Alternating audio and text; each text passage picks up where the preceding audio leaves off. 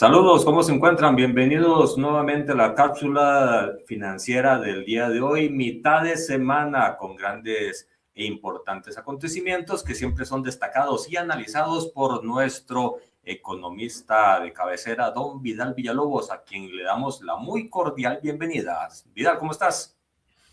Saludos cordiales, Jonathan, y saludos cordiales a todas las personas que, como siempre, nos hacen el favor de informarse con nosotros.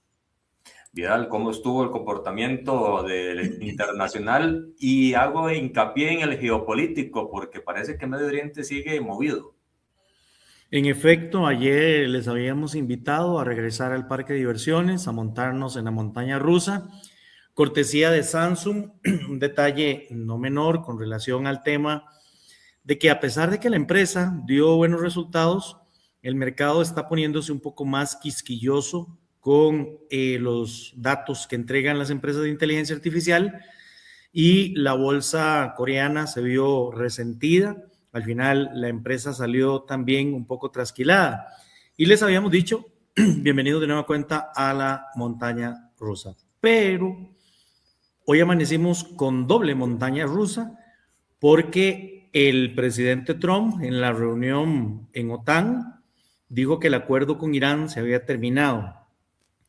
Consideró que el memorándum de entendimiento después que se había terminado, después de que ambos países, me refiero a Estados Unidos e Irán, intercambiaran ataques en Medio Oriente. El presidente Trump dijo que era una pérdida de tiempo estar hablando con los iraníes. Por supuesto que como Donald Trump se dice una cosa y luego se dice a los días o a las horas, realmente no sabemos qué significa en términos prácticos la declaración del presidente, que terminó también volándole a España. Al final dijo que la OTAN, que había cometido un error de no apoyarlo, estaba regresando, excepto España, así que le dio parejo a España y a su presidente.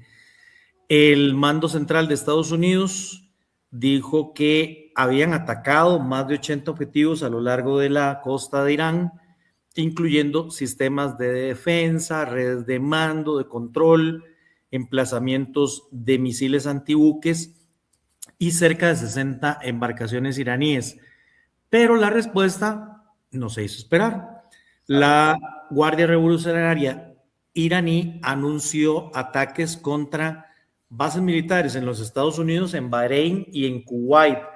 Y esta es una oleada diferente, porque, por ejemplo, hay algunas páginas que consultamos durante el día que informaron que los nuevos ataques estadounidenses contra Irán fueron 4 o 5 veces más potentes que los anteriores. Estados Unidos revocó además la autorización de la venta de petróleo de Irán al resto del mundo y una coalición que estaba custodiando los barcos que estaban pasando elevaron la alerta de los buques a grave.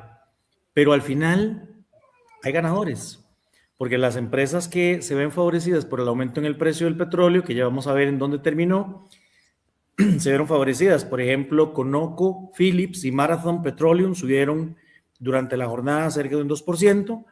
Chevron y ExxonMobil también subieron un 1%.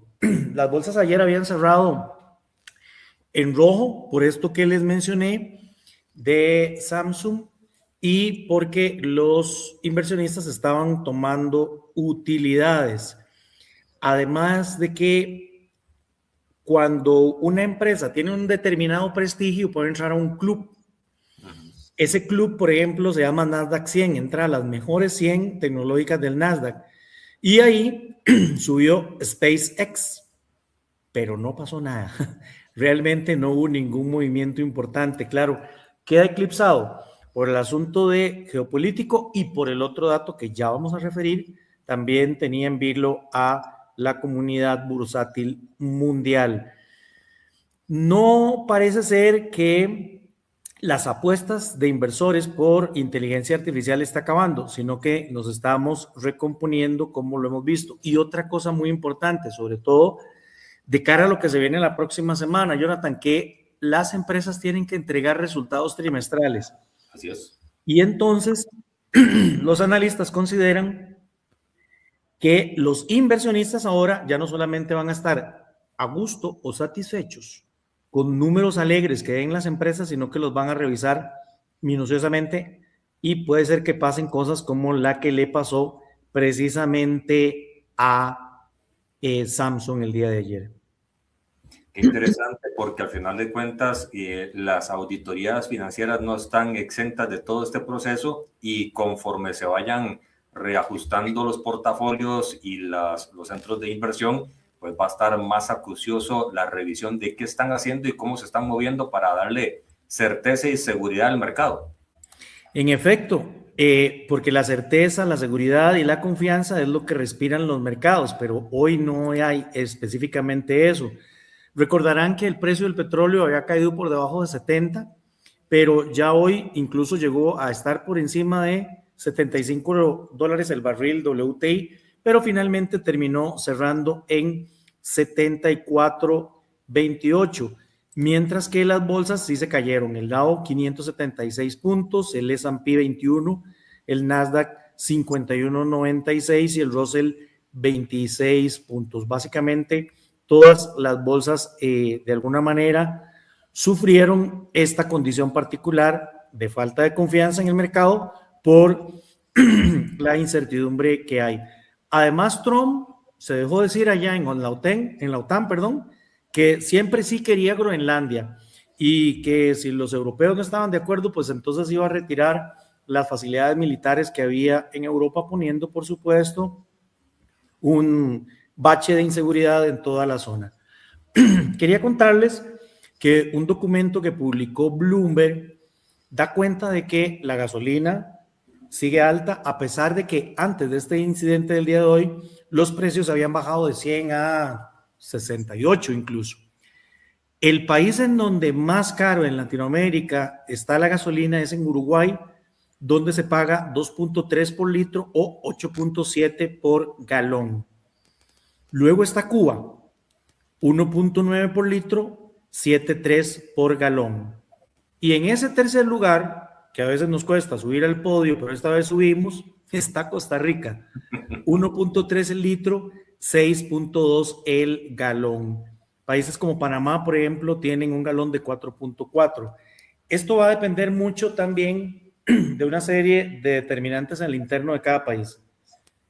Desde que estalló la guerra, más o menos, la gasolina se ha incrementado en promedio 15% en toda Latinoamérica, aunque el diésel fue más, un 21%. Y esto está afectando, por supuesto, que transporte, mercaderías en general, fertilizantes, producción agrícola y alimentos.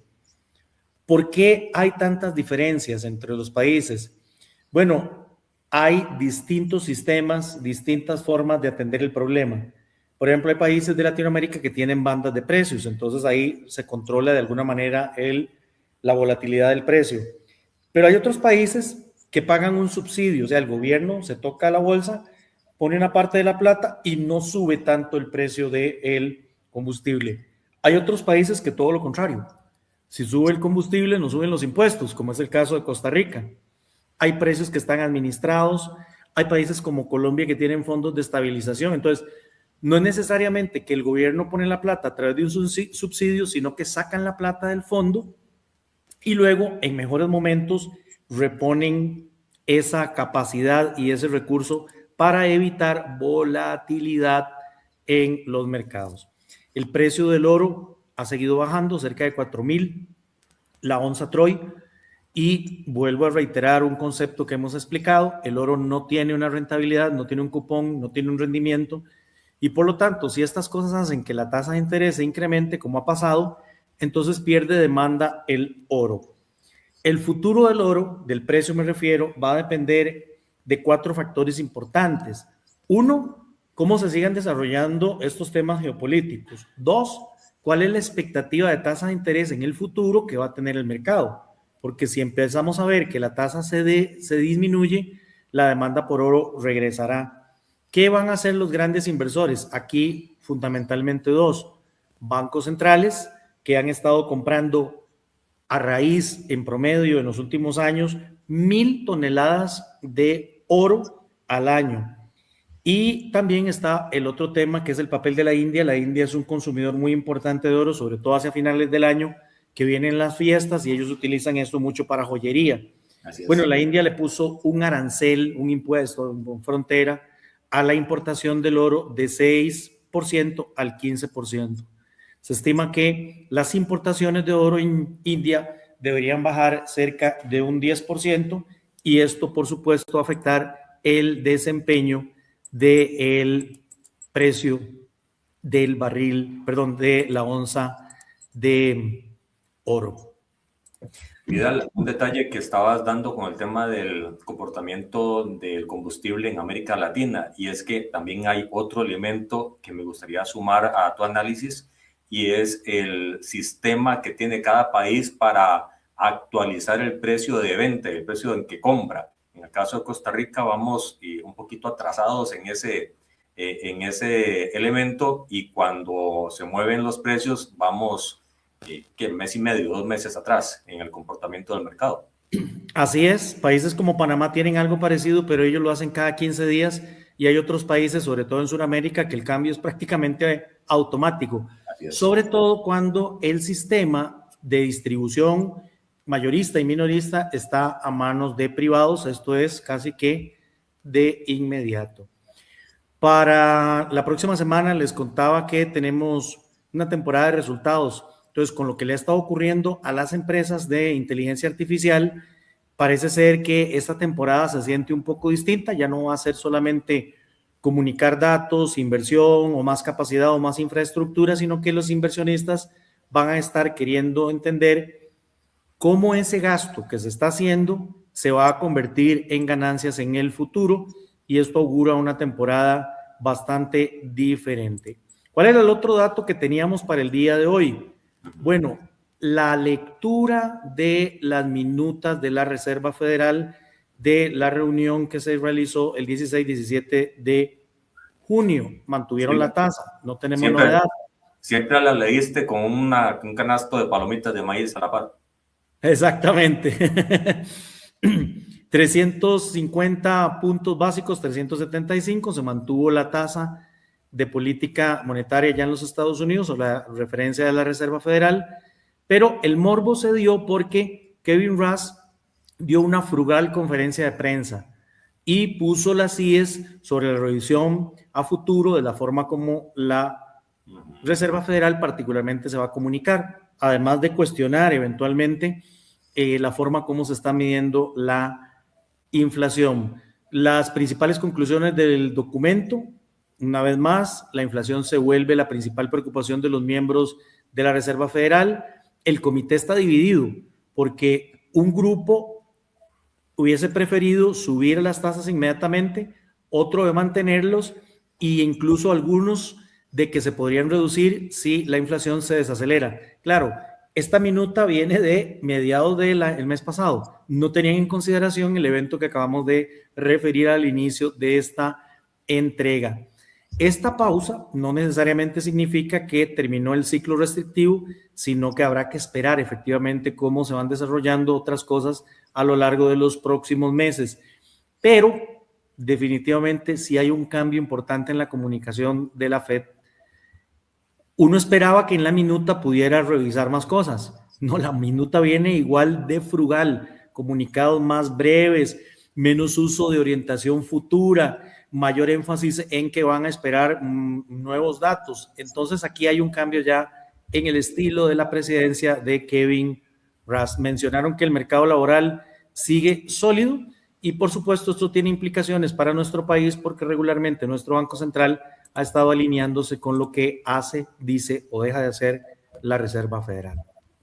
Eso es un buen punto a rescatar, más con la más reciente reunión del Banco Central con el ministro de Hacienda a la cabeza del equipo. Correcto. Entonces esto se pone interesante. Algún expresidente de la República dijo alguna vez: lo bonito de todo esto es lo feo que se está poniendo. Exactamente, buena analogía. Sí, cierro nada más diciéndoles que para mañana jueves tenemos las nuevas peticiones de subsidio por desempleo. Se espera que 218,000 personas hayan solicitado auxilio por desempleo y que se hayan vendido en junio cerca de 4,190,000 viviendas. Esperaremos el dato mañana y los actualizaremos en la entrega, Dios mediante, que tendremos mañana. ¿Algún dato que se nos esté quedando o damos por cerrado el capítulo el día de hoy? Dejemos cerrado por el día de hoy y agradecemos a todas las personas que siempre nos escuchan. Muchísimas gracias por su tiempo y desde el fondo del corazón, un abrazo de colección.